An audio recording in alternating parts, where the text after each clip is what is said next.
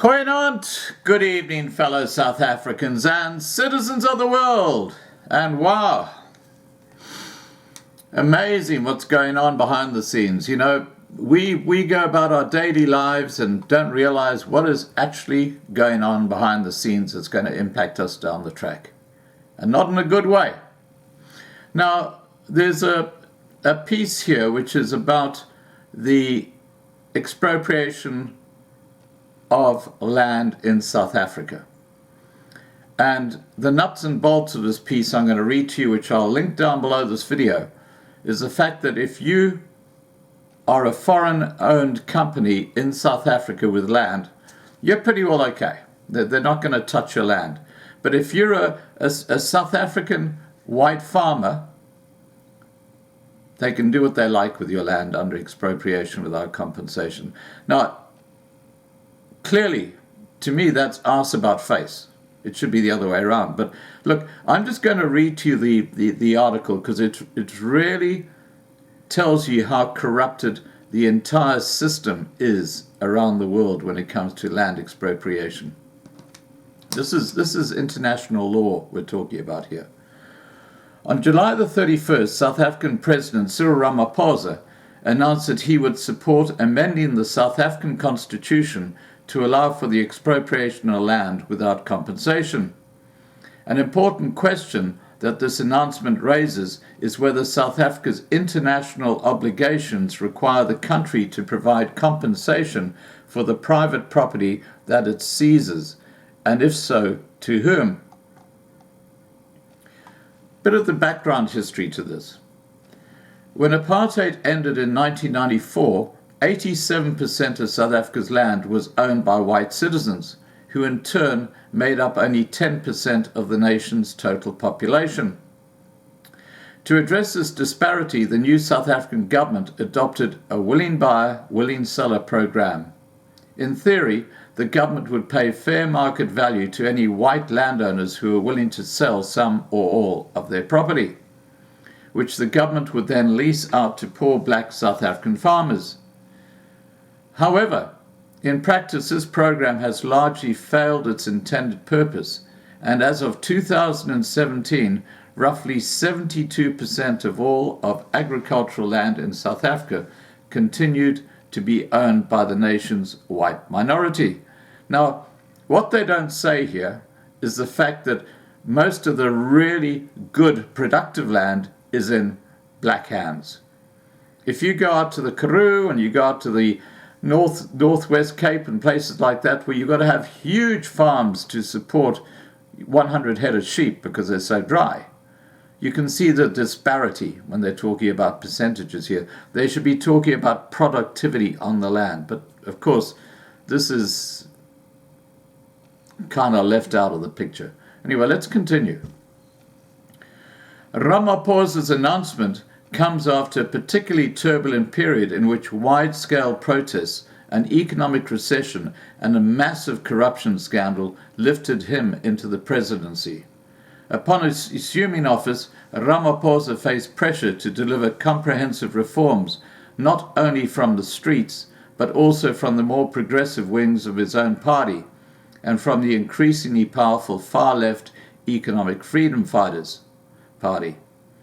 As a result, in May of this year, Ramaphosa supported the opening of an inquiry into revising Section 25 of the South African Constitution, which governs the process of expropriating property to allow for expropriation without compensation. However, it is an accepted principle of international law that a country cannot simply implement domestic legislation or amend its constitution to avoid its international obligations. That being said, the amount of protection for private property afforded by international law varies greatly between the offered to citizen of the expropriating state and that offered to foreign nationals. In fact, the intersection between international law and South Africa's various bilateral investment treaties, or BITs, have created a three-tiered system of protection. On the bottom, South African farmers receive almost no protection.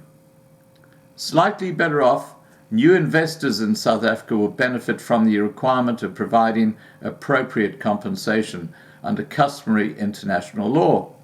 Lastly, long-term investors in South Africa will be the most protected under the terms of the various BITs, usually receiving full, prompt, adequate, and effective compensation. South Africa's farmers lack protection from expropriation under international law. The Universal Declaration of Human Rights provides that everyone has a right to own property alone as well as in association with others, and that no one shall be arbitrarily deprived of his property. However, there remains significant dispute over whether this is solely a prohibition or extrajudicial takings, or whether under certain circumstances compensation is required for government expropriation of property. For example, the American Convention of Human Rights states that no one shall be deprived of his property except upon payment of just compensation, whereas the African Charter on Human Rights and People Rights limits the right of compensation to just spoliation or wrongful encroachments on property, not in the furtherance of the public interest. Attempting to bridge the divide, the United Nations Food and Agricultural Organization, or FAO, issued a report in 2008 on best practices for land expropriation, which included providing compensation based upon principles of equity and equivalence.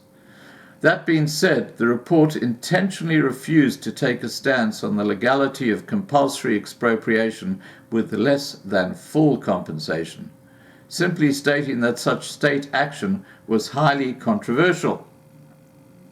In practice, there is a wide diversity in how states provide compensation to their own citizens, ranging from systemic takings with failure to compensate in countries like Venezuela and Zimbabwe, to countries like the United States, which has rigorous legal requirements for compensation.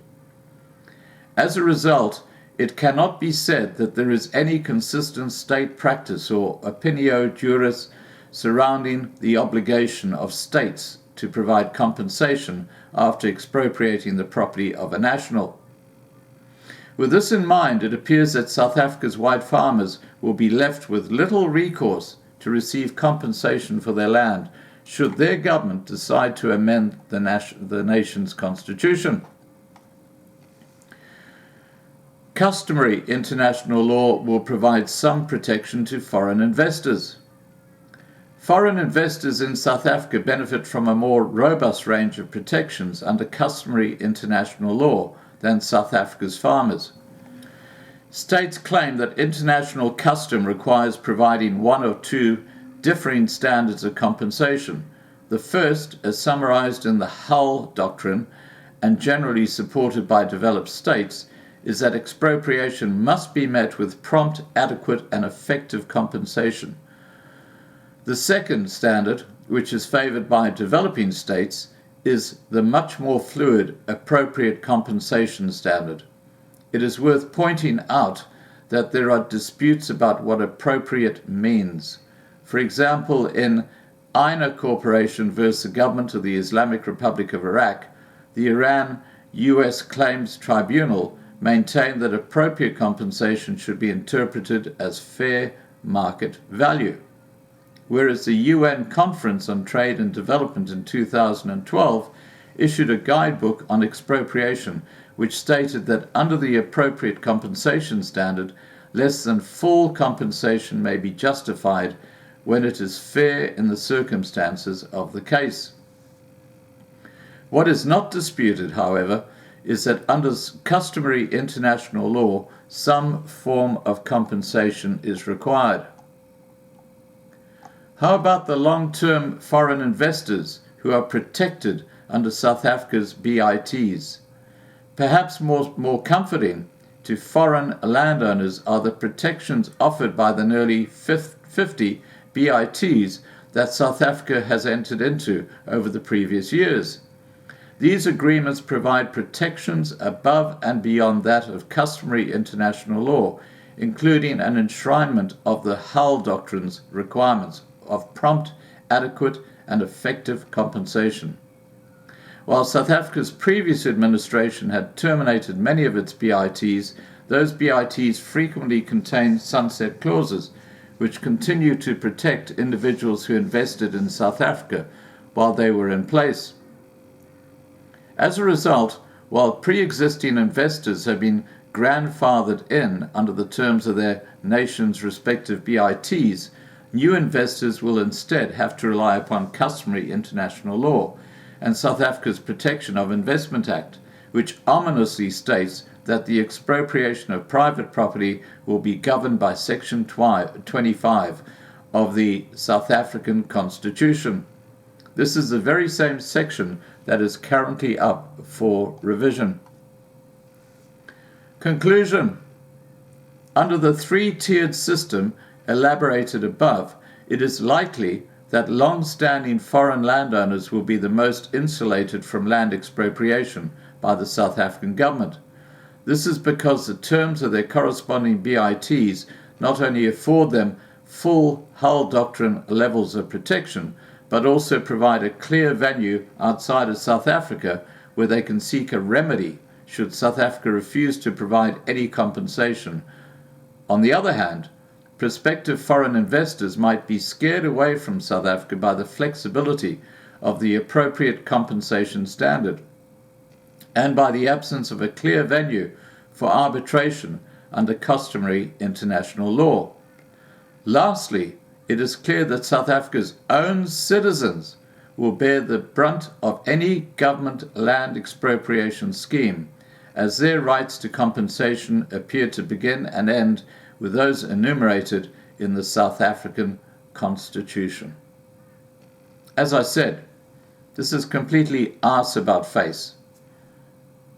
Your local South African citizens, regardless of colour, should be the ones protected when it comes to land. But the law is an ass, and this is a perfect example of it.